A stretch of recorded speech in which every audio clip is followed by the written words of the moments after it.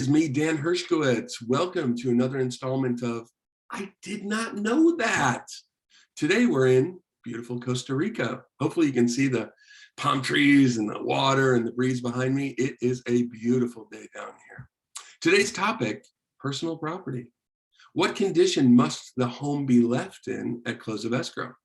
Well, did you know that all of the contracts, the car contract, the San Francisco contract, the PRDS contract, they all require that the seller remove all personal property. Well, what does that mean, right?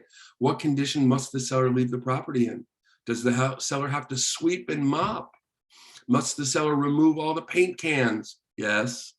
Does the seller have to clean the crumbs from the kitchen drawers and the cobwebs from the basement? Don't know, probably not. Does it matter if the property is sold as is? Nope.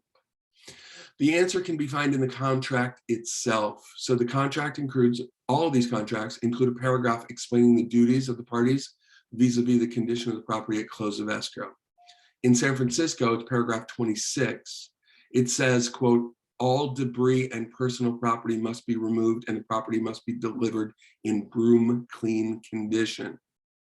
Of course, there's no definition of what is broom clean condition, but I think that maybe sweeping, right, might be broom clean condition. Does this mean that seller has to sweep? Probably. Mop? Probably not. Remove the crumbs from the drawers? Not sure. It's unclear, unlikely. If you want the property in a different condition, could you write in to the contract in additional terms that the seller will have the property professionally cleaned prior to the walkthrough? Yeah, you could totally do that. What about the paint cans and the other personal property and debris? Yes, they must be removed unless otherwise agreed. So note the car contract doesn't include the word broom clean, right? But paragraph 7B in the car contract references a self-help remedy that the other contracts don't have, where if the if the seller does leave property, the buyer has literally the right to sell it, throw it out, throw it on the lawn, whatever, so long as they give the seller notice that they're going to do this in 3 days and give them an opportunity to show up in that 3 days, okay? Otherwise, the property is considered abandoned. All right, I don't know if that helps that much, but sometimes we're very frustrated when we get to the property and it does have things left behind.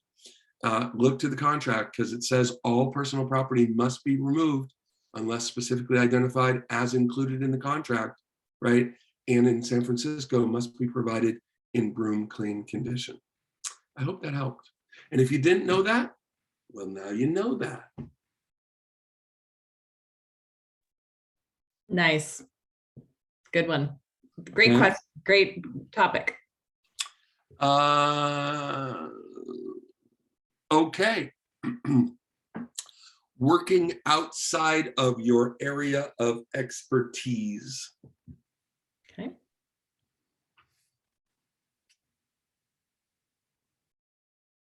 Let me make this a little bigger.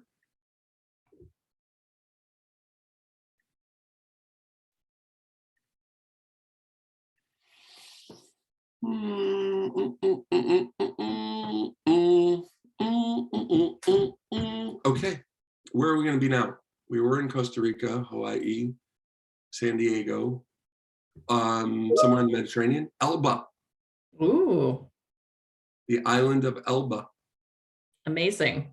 Yeah, Napoleon was there, yeah? Oh, right. He was in prison there. Yeah. That's true. I've never been there. Have you been there? I have not. Okay. Okay. Great. Tell me when you're ready. Ready. Hi there. It is Dan Hershkowitz. I am here with another installment of I Did Not Know That. Today's discussion, working outside of your area of expertise. An actual legal and ethical duty to, quote, stay inside your box.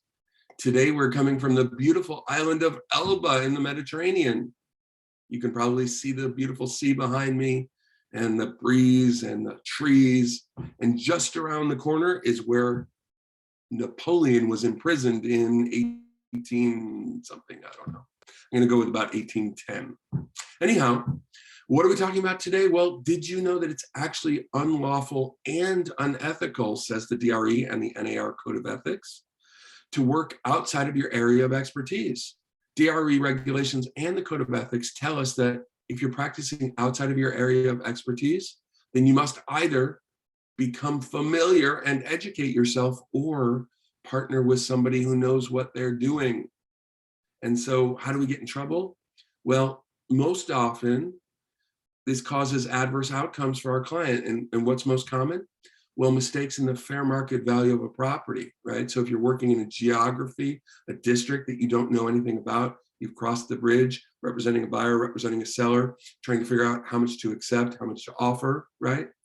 Also, there's often a lack of understanding regarding examples like point of sale requirements or local eviction controls and rent restrictions. And you can imagine that can get your client into trouble too. So let me just give you some examples and remind you, right? Geography, out of your area. Commercial or mixed use versus residential, right? You're used to one, but not the other. Probate sales, never done one, don't know how to do it. Short sale, same concept.